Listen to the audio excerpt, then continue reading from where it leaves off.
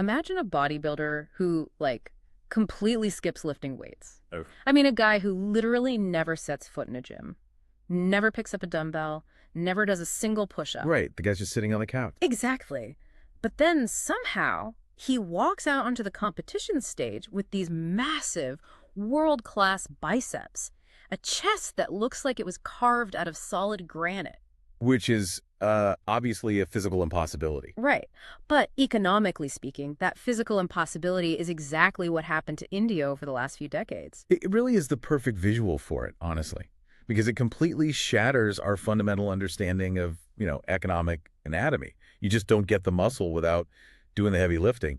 But India somehow did. Yeah, and that's the crazy part, because everyone, and I mean everyone, from casual observers to like high-level policy wonks, thinks India's economic miracle was just this stroke of historical genius. Oh, absolutely. The narrative is always the same. Right? You hear it all the time, like, oh, they just had the right engineering talent at the exact moment the internet boomed, or it was this lucky accident of globalization.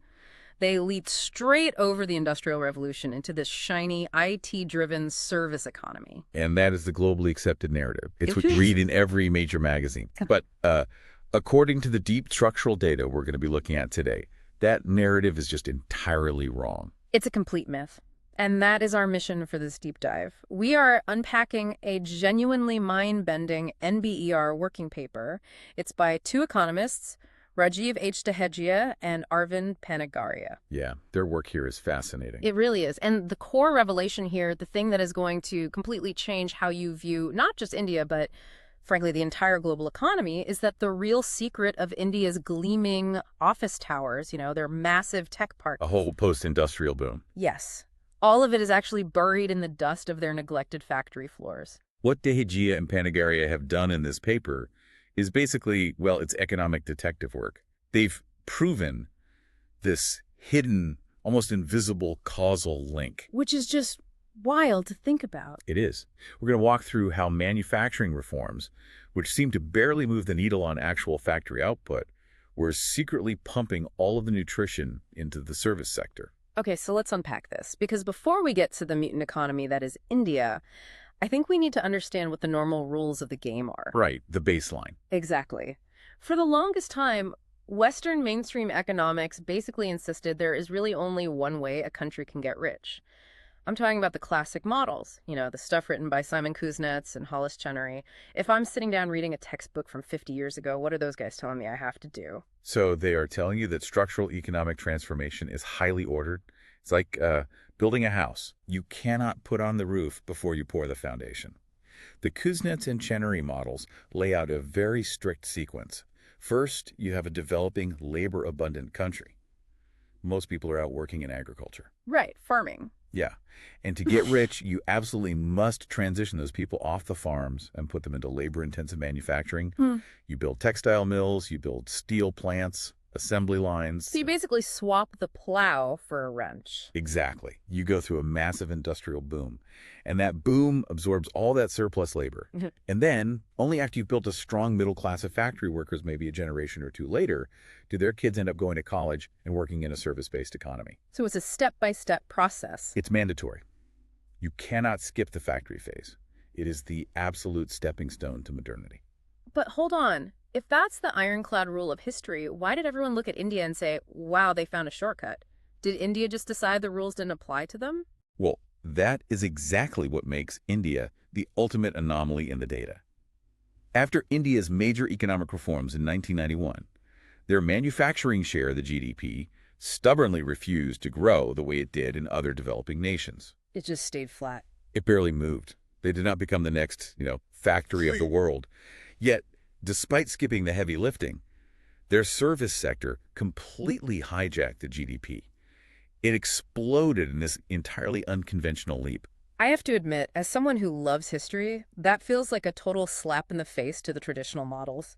Because if you look at the famous East Asian miracles, places like South Korea or Taiwan, they followed that Kuznets rulebook to the letter. Oh, absolutely. They used factories to forge their economies. The services came way later, almost as a byproduct. Right. So what do the numbers actually say? The contrast in the data is stark, and the researchers highlight this beautifully. What? Let's take South Korea as our baseline for the quote-unquote normal way to do things. Yeah. From 1963 to 1972, South Korea was undergoing its massive transformation. During that crucial decade, South Korea saw explosive industrial growth over 17% per year. Wow, 17%. Yeah, massive. They were building ships, cars, electronics. Meanwhile, their service sector was lagging behind that, growing at about 10%. So the industry was very clearly the locomotive pulling the train. Right. The factory is dragging the rest of the economy forward. That makes total sense. But what do the numbers look like for India? If you look at India during their high growth phase, so from 2003 to 2011, the reality flips completely upside down. Their industrial growth was sluggish, dragging along at roughly 8%. Which isn't terrible, but it's no 17%. Exactly. But their services, they soared to nearly 10% growth. The service sector was vastly outpacing the industrial engine that was theoretically supposed to be pulling it. Which brings me back to the bodybuilder. It defies logic. If the factories aren't generating massive amounts of wealth, where is the service sector getting the capital to grow? You can't have thousands of fancy new accounting firms and IT consultancies if there are no massive industrial conglomerates to hire them. And that question leads us right into the first major illusion of this whole story, and that is the 1991 reforms. Right, the famous liberalization. This was the moment India supposedly threw off the shackles of socialism and, opened up to the world. Exactly. But here is the critical detail that everyone misses. When the Indian government launched those massive reforms in 1991, they were aiming their policy guns squarely at manufacturing. Wait, really? Not IT? Not IT. Okay. The goal was to dismantle the notorious license rush, this suffocating bureaucracy where you basically needed government permission to do anything in a factory. So they slashed tariffs on imported goods, they removed trade barriers, they made it easier to import industrial machinery. All of it, the whole reform package was designed to help factories. So they aimed at the factories, but you're telling me the bullet somehow curved midair and hit the office buildings instead? That's exactly what the data shows. That is wild. Right. While a few specific service sectors like telecom and finance were directly freed up by deregulation, the researchers point out something truly incredible. Sectors of the service economy that were not touched by a single reform policy. Things like local transportation, education, healthcare, local retail taper. The basic stuff. Yeah, the everyday stuff. They didn't just casually grow. They experienced synchronized rocket ship growth right alongside the heavily celebrated IT sector. Wait, let me get this straight. The government says, we're going to pass a bunch of laws to make life easier for the guy building car parts. Right. And the guy building car parts sees a little bit of growth, maybe 8%. But the local bus company, the private hospital down the street, and the neighborhood math tutor people the government completely ignored in these reforms suddenly start making money hand over fist. That is the central mystery Dehejia and Panagariya are solving. How do sectors entirely ignored by the government's liberalization policies suddenly explode in productivity? I mean, I'm genuinely asking here, is it magic? Because right now it sounds like a massive statistical error. It's not an error, and it's definitely not magic. It is an invisible pipeline of nutrition. And this is where the paper introduces a concept that completely flips our understanding of the Indian economy. They call it the dual spillover effect. Okay, dual spillover. Right. They prove mathematically that the service sector is not a castle floating in the sky. Every single brick, every pane of glass in those tech parks was secretly being bankrolled by that quote-unquote sluggish manufacturing sector. Okay, I'm going to need you to slow down and explain that because my brain is still stuck on the fact that manufacturing only grew at 8%. If manufacturing is relatively small, how can it secretly bankroll a massive service sector? Because it's not about the sheer size of the manufacturing sector. It's about how deeply connected it is to everything else. The researchers break this down using something called a three-sector general equilibrium model. General equilibrium model. Stop right there. That sounds like a physics equation.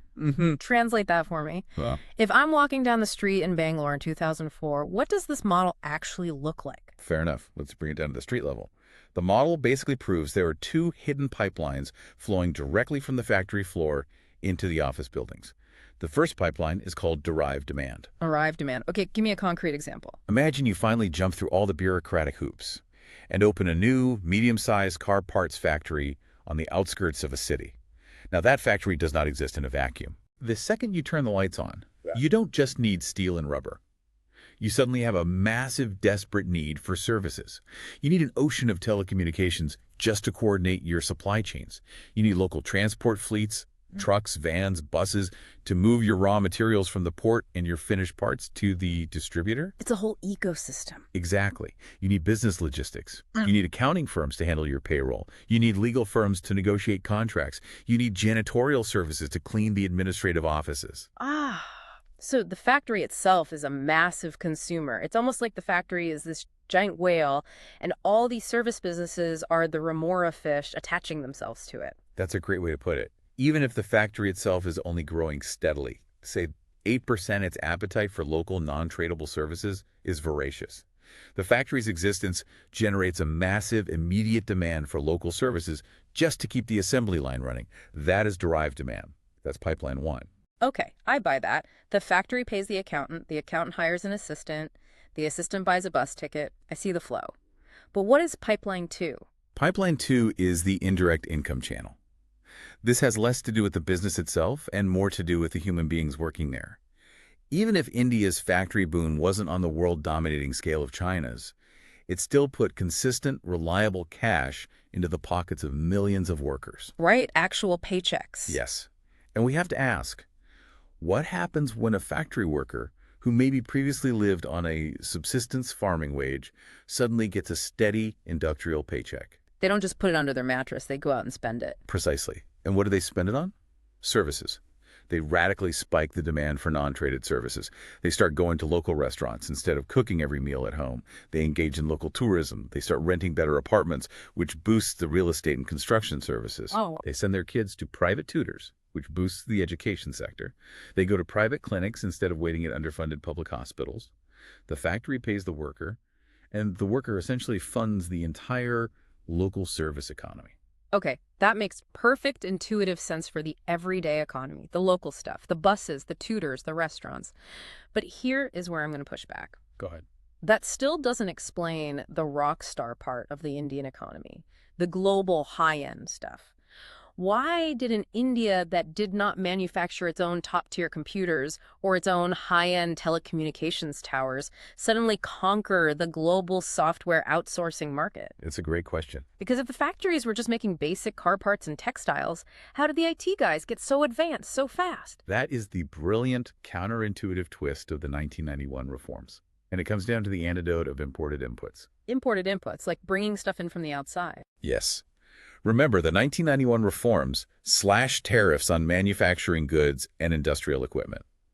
Before 1991, if you wanted to import a high-end server rack or a fleet of heavy-duty transport trucks, the taxes and tariffs were so astronomical it was basically impossible. Ouch. Yeah.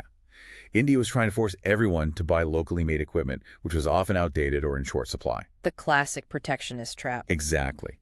But when those tariffs dropped, India didn't have to spend the next 20 years painfully learning how to manufacture world-class servers or high-speed routers or heavy-duty delivery trucks. Because they could just buy them off the shelf from Japan or the US. They just imported them. Cheaply.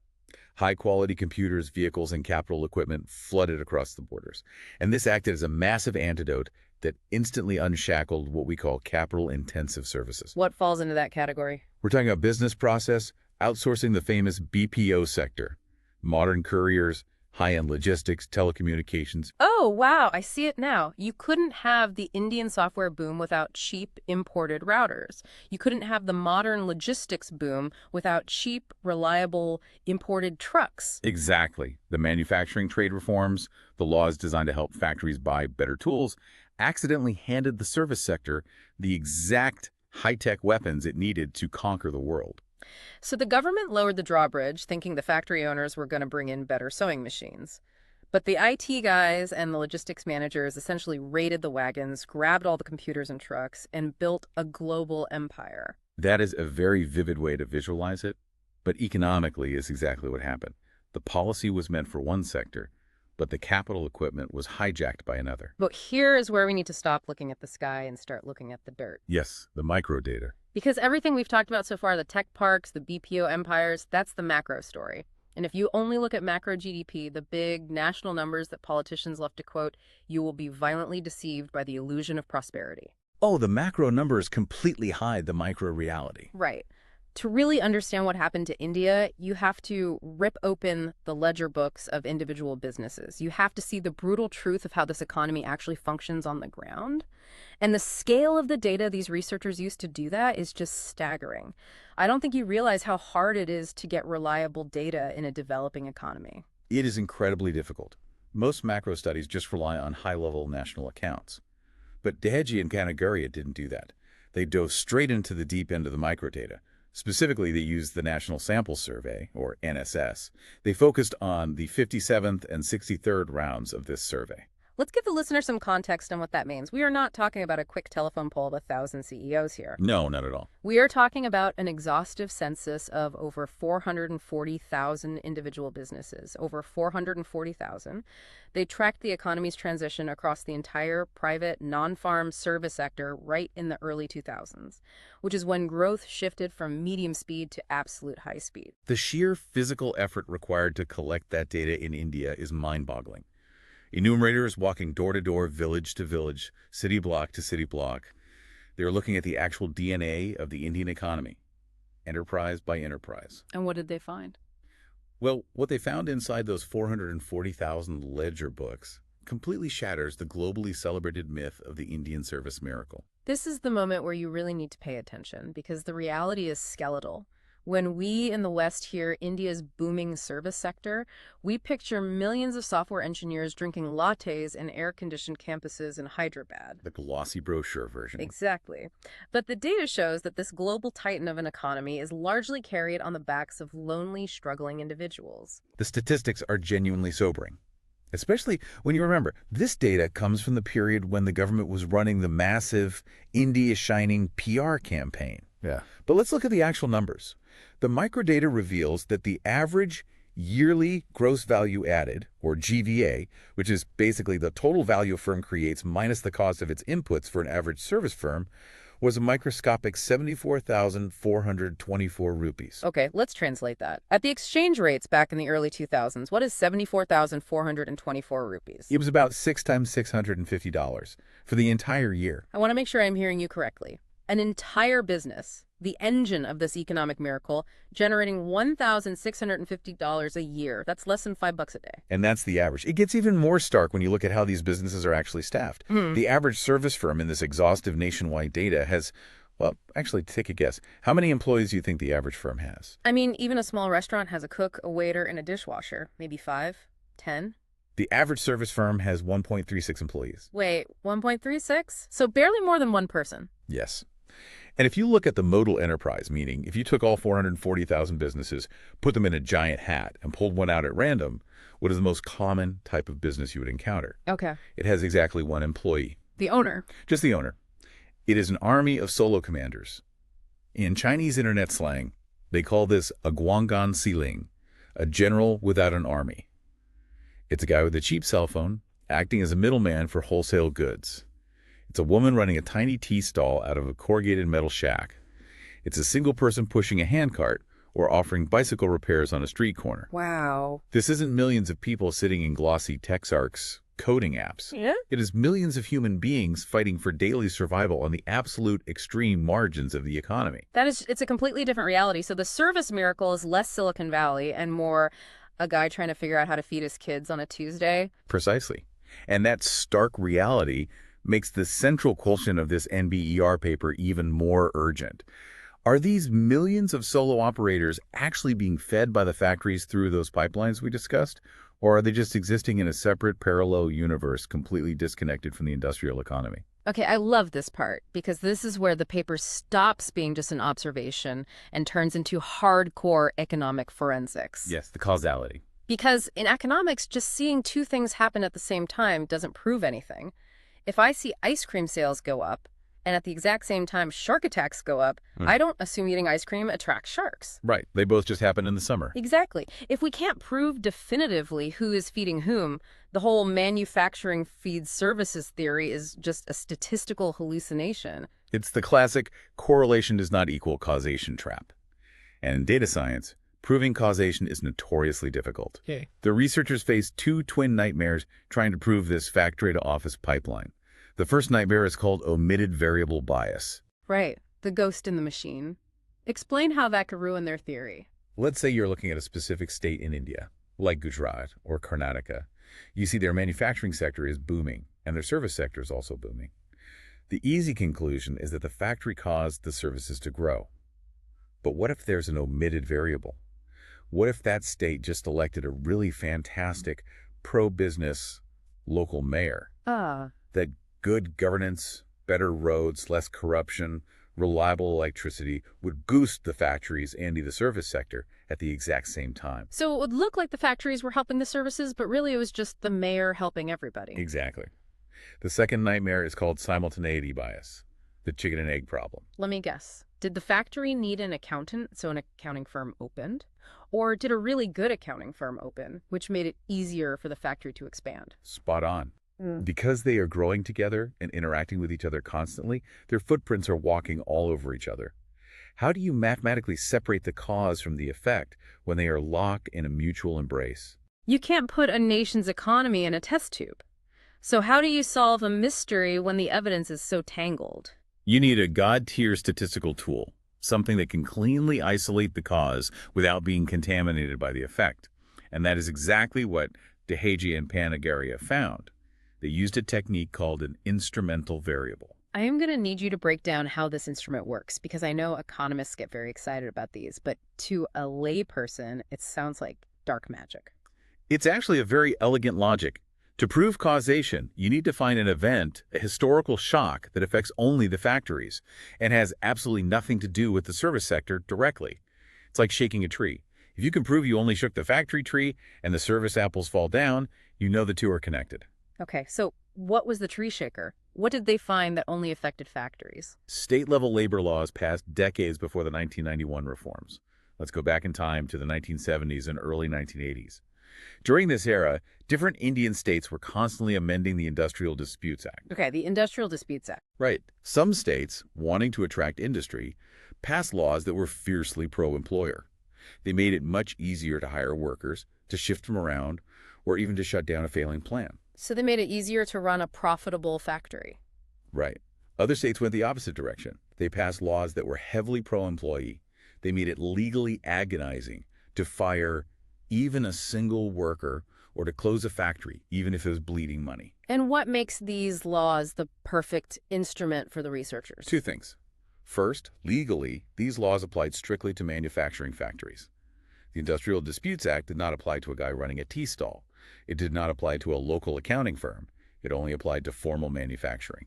That's huge. So the law physically cannot touch the service sector. Exactly. And the second reason is the timeline. Because these laws were passed 20 years before the 1991 tech and reform boom, their intent is completely uncontaminated by the modern era. I guarantee you, no local politician in 1975 was passing a labor law thinking, you know what, this will really help our software outsourcing industry in the year 2005. It's pure. It's an isolated shock to the factory system from a completely different era. It's a perfect natural experiment. So the researchers looked at the states with the pro-employer laws. They saw that these states, quite naturally, grew bigger, stronger, more efficient manufacturing sectors over those 2 decades compared to the states with strict laws. Then, the researchers looked to see if the service sectors in those specific pro-employer states magically grew faster in the 2000s. Okay, I love the elegance of that, but I'm going to play devil's advocate here. Please do. Because I can already hear the skeptics pushing back. They'll say, come on, a law that makes firing people easier or harder in a state is going to affect the overall mood of the entire state's economy. It's going to affect the wages of the guy sweeping the floor at the accounting firm or the guy driving the bus just by osmosis. Everything is connected. How do we know this punitive factory law didn't directly leak out and touch the paychecks of the service workers? That is the ultimate hurdle in statistics. It's called the exclusion restriction. To prove the math works, the researchers have to prove that the law cannot have a direct effect on service wages. If it does, the whole theory falls apart. So did they prove it? They absolutely did. They used the NSS employment and unemployment surveys to track the wages of service workers in the years immediately following the passage of these labor laws. Now, for the first few years, there's a bit of noise in the data miner fluctuations. Which is to be expected. Right. But by year 5, any direct effect of those labor laws on service wages flatlined to absolute, statistically insignificant zero. Wow. So the shock wave hits the factory, and it literally stops at the factory gates. It doesn't bleed out into the wider labor pool. Exactly. The exclusion restriction holds. So when we look at the data in the 2000s, And we see that the service sector is absolutely booming in these specific pro-employer states. It proves undeniably that those 1970s labor laws only affected services by first pumping up the manufacturing sector, which then overflowed into the offices. The factory is the pump. The service sector is the reservoir. Okay, so we have definitively proved the plumbing exists, the pipes are connected, and the factory is the pump. Now, we have to talk about what is actually flowing through those pipes, because when you look at the raw numbers, the reality is violent. It really is. It is an engine of immense, unprecedented growth, but as we're about to see, it is also an engine of ruthless destruction. Let's look at the explosive growth first. Tell me about the 2.5 multiplier. This is where we see the sheer raw power of that manufacturing pump we just talked about. The researchers isolated the data for medium and large urban service firms. Now, just to keep our definitions clear, when they say large in this specific context, they mean any service firm with 5 or more employees. Which is funny, right? Because in the U.S., a 5-person firm is a micro business. But here, compared to the millions of solo operators, a 5-person firm is basically a massive structured corporation. Exactly. It's a formal enterprise. So for these formal urban service firms, the spillover effect from manufacturing is explosive. The IV estimates, that's the instrumental variable math we just walked through, show that for every 1% growth in manufacturing in a state, the gross value added of these large urban service firms leaped by an astonishing 2.5%. Hold on, let me visualize that. Every time you drop a new factory into a city and that factory grows its output by just 1%, it magically summons 2.5 times its own growth in the surrounding office buildings out of thin air. That's what the math says. The factory is the engine, but the service sector is the wheels spinning wildly. That 2.5 elasticity multiplier is so powerful that it explains about a quarter of the entire total growth in urban services during this whole period. It is a massive, disproportionate transfer of economic energy. It sounds like a rising tide lifting all boats. Yeah. And there is a huge dark but here. This energy isn't shared equally, is it? We have to talk about what happens to the little guy. The cruel substitution. This is the dark side of the Indian miracle. The rise of the mega factory didn't just passively ignore the street-side food stalls or the tiny one-man repair shops. It ruthlessly accelerated their death. And this is the moment where the traditional narrative gets slapped in the face, because the assumption is that wealth trickles down. But the math shows the exact opposite. The spillover effect from manufacturing onto small and micro services, those firms with under 5 people, was aggressively, significantly negative. The statistical coefficient for the spillover onto microenterprises is completely negative. Yeah. What this means in plain English is that when the factory next door expanded, the mom-and-pop shops actually shrank. But wait, why? I need to understand the mechanism here. We just established the indirect income channel. If the factory workers are making more money, shouldn't they be buying more cups of tea from the street vendor? Shouldn't the rising tide lift the tiny tea stall too? You would think so, Yeah. but you have to look at how scale changes behavior. Yeah. What happens is a sudden dramatic shift in efficiency. As the big service firms, the ones with 5, 10, 50 employees, get these massive productivity upgrades because they're plugging into the factory's new high-tech supply chain, they become incredibly efficient and cheap. Give me a real-world scenario. Let's use the tea and food example. 10 years ago, a construction site or a small mill relied on 50 individual street vendors hovering outside the gates to feed the workers. But now, you have a massive, modern, formal factory. It has a secure perimeter. It has health and safety protocols. So instead of letting workers out to buy from 50 vendors, the factory signs a single, massive contract with a professional corporate catering service. Oh, and that catering service uses imported trucks, commercial kitchens, and accounting software. Exactly. The corporate caterer grows by 2.5%, and the 50 street vendors, they lose their customer base entirely. They are completely cannibalized. The big logistics firm with new imported trucks crushes the guy with a wooden handcart. The formal IT-enabled courier service bankrupts the neighborhood messenger. So the big guys eat the little guys, and the factory is the one serving the dinner. It is a story of cruel substitution. The aggregate national numbers look amazing. Everyone cheers because GDP is going up. But underneath the surface, the traditional survival-based microeconomy is being methodically suffocated by these new, hyper-efficient networks. Which brings us to the biggest shattered myth of all, the one that politicians absolutely hate talking about, the employment myth. Yeah, this is a tough one. When you read the headlines that the service sector's output has doubled, that corporate profits have skyrocketed, and executives in Bangalore are getting incredibly rich, The natural human assumption is, great, this wealth is going to save India's massive army of unemployed youth. It's the demographic dividend argument. India has one of the youngest populations on Earth. They desperately need jobs. Right. So did this massive 2.5% growth explosion create a tidal wave of jobs? The answer is terrifyingly cruel. No, it did not. Break down the numbers for me, because this blew my mind. We just said output leaped by 2.5% for every 1% of factory growth. What was the employment elasticity? How many human beings actually got hired? The employment elasticity, the rate at which new jobs were created in response to that factory growth, was a pathetic fraction of a single percent. It was practically a rounding error. It was 0.0303. Let that sink in. Let's do the math on that. A factory generates a massive boom in the service sector. Output goes up 2.5 times. A company doubles its revenue, maybe makes $1 million in new value, and what? They hire a quarter of a human being? How does a sector double in size and output without adding massive amounts of desks, chairs, and workers?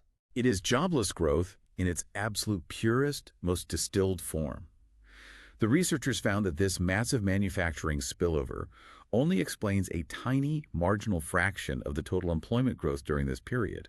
The formal service sector essentially learned how to make vastly more money without needing to hire more humans. Okay, if they aren't hiring more people, where is all that newly created money going? It doesn't just evaporate. It's going directly into the wages of the people who are already safely inside the castle walls.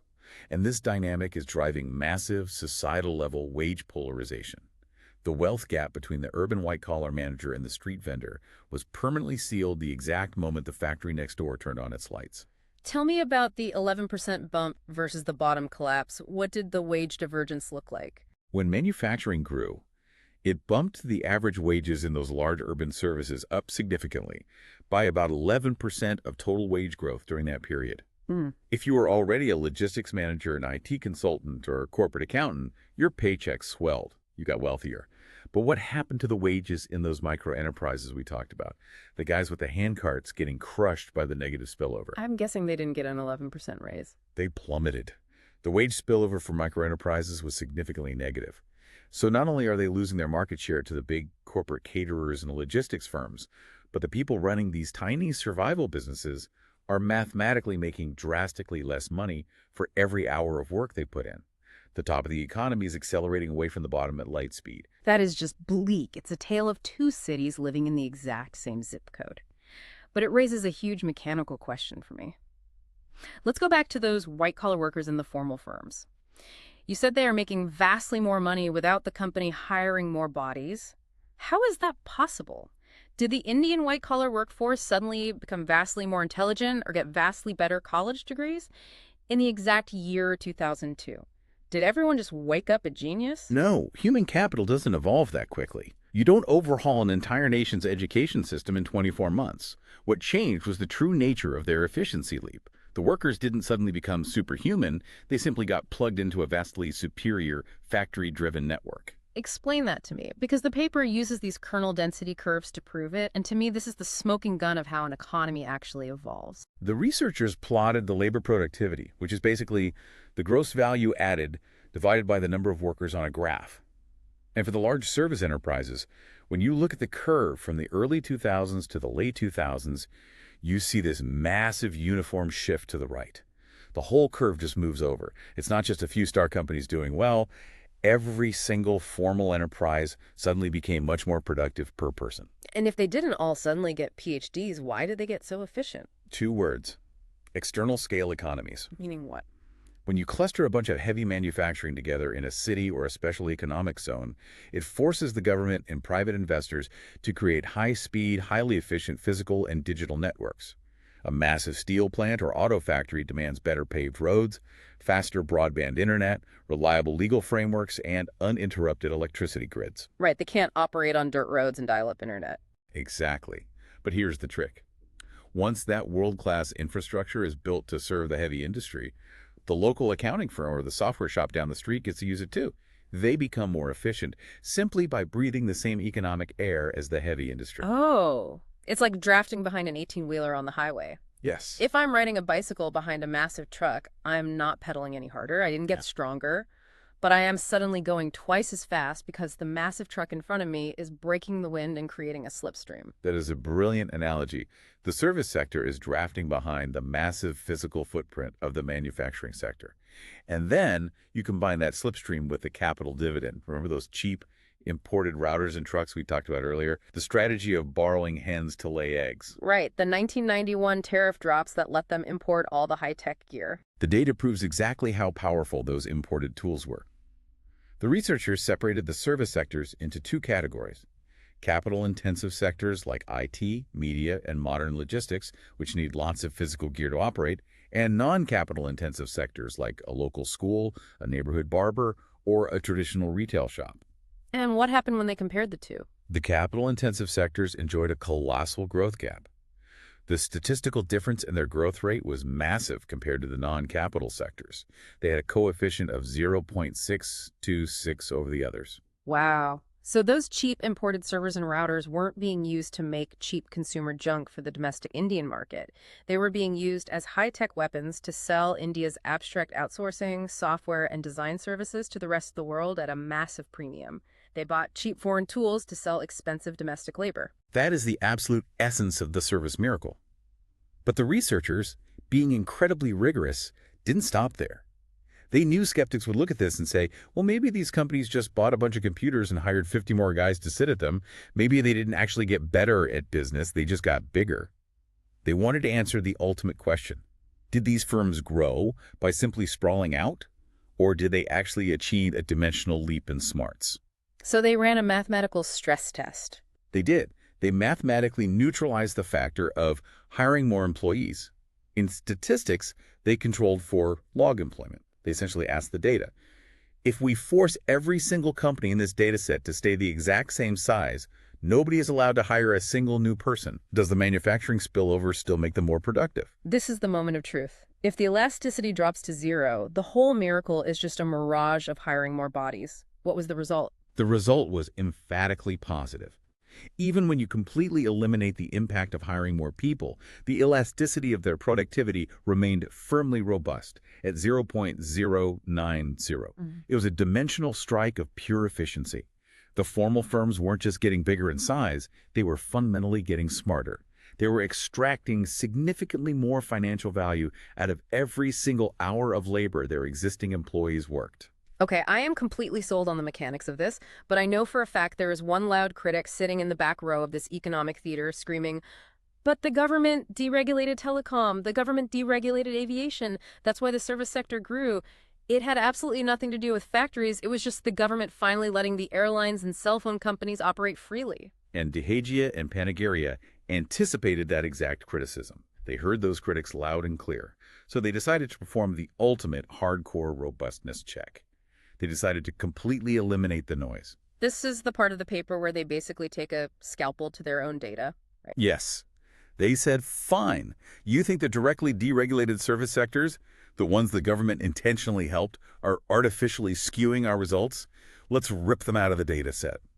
They completely deleted the telecom sector from their numbers. They deleted civil aviation. They deleted the formal finance sector. They deleted couriers. They deleted tourism. They took every rock star, glamorous, highly publicized service sector that the government had deregulated and threw it in the trash. They cut the head off the deregulated service sector completely, and then they ran the IV regressions all over again. And what happened? Did the miracle vanish? The heart of manufacturing kept pumping just as hard. The spillover effect from the factories to the remaining boring, everyday basic services, the stuff that no one was writing glowing magazine articles about, the sectors with zero government help was still massive. The direct demand spillover was still highly significant at 0.137. That is incredible. Even when you meticulously remove every single sector the government actively tried to help, the factory still drags the rest of the economy upward. The umbilical cord connecting the factory floor to the office building is mathematically undeniable. You cannot fake that math. It proves beyond a shadow of a doubt that the service sector, no matter how glamorous, no matter how digital or detached it seems from the physical world, is fundamentally structurally anchored to the physical production of goods. So let's bring this all back to the present day, because this isn't just a history lesson about India in the 2000s. We are looking at a global economy right now that is completely intoxicatingly obsessed with the post-industrial dream. Every mayor of every mid-sized city, every prime minister, everyone wants to design apps. Everyone wants to build tech incubators and provide high-end consulting services. Nobody wants to pour concrete. Nobody wants to build noisy, dirty factories. Manufacturing is viewed as this dirty, old-world 20th century burden. And this raises a deeply important question, which serves as the ultimate warning of Dehejia and Panagariya's work. If manufacturing is, as this data proves, the central pump of economic transformation, what actually happens when a country decides to turn that pump off?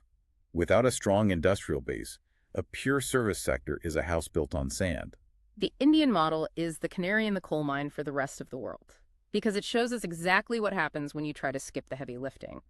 When a country's manufacturing engine only generates enough power to fatten up the top-tier, capital-intensive services, the IT guys, the logistics firms, the corporate caterers, but fails to absorb the massive base of unemployed, working-class labor, it creates a terrifying societal divide. You end up with an ultra-rich, highly efficient digital elite floating in the clouds, totally disconnected from a collapsing, jobless microeconomy on the ground. You get explosive GDP growth that looks great on a chart, but zero actual job creation. And the traditional mom-and-pop shops, the micro-enterprises that people rely on to survive, just get crushed by the ruthless efficiency of the megafirms. It is prosperity on paper, but a hollow fire in reality, a virtual boom masking a physical hollowing out. And that leads to a really provocative thought I want to leave you, the listener, with today. If you are sitting in London or New York or San Francisco, listen to this closely. If the brightest, most lucrative service economies on Earth, the ones designing our software and managing our finances, are actually just phantom limbs sustained entirely by the invisible beating heart of physical manufacturing, what happens to fully deindustrialized Western nations when their very last factories close? When all the physical production is shipped overseas, will their shiny, app-driven service sectors slowly suffocate from a lack of derived demand? Will they be left staring at their screens in a pristine, service-driven city, wondering where all the wealth actually went? Are we, as a global economy, chasing the honey of the future, or are we just eagerly swallowing beautifully packaged poison? Think about that the next time you hear a politician say, we don't need to build physical things anymore.